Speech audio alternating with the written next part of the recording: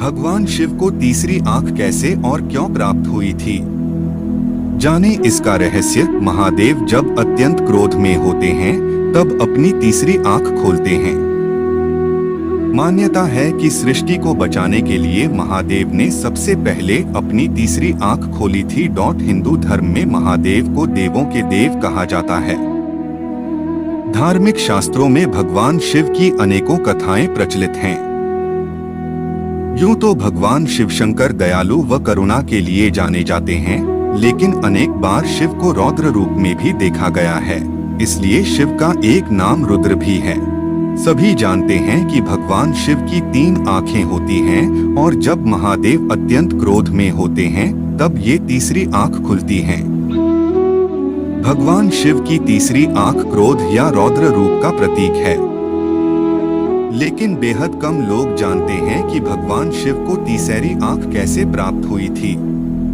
चलिए पंडित इंद्रमणि घनस्याल से जानते हैं भगवान शिव की तीसरी आंख का रहस्य।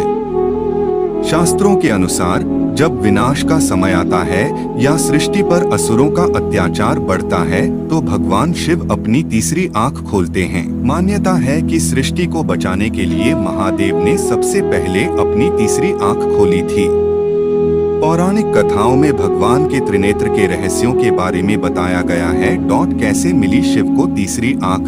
एक पौराणिक कथा के अनुसार एक बार भगवान शिव ने हिमालय पर्वत पर एक सभा का आयोजन किया था। सभा में सभी देवताओं, ऋषिमुनियों और ज्ञानी लोगों को बुलाया गया। इसी दौरान माता पार्वती वहां पहुंची और शिवजी की आंखों पर अपने दोनों हाथ रख दिए, जिससे सृष्टि में अंधेरा छा गया।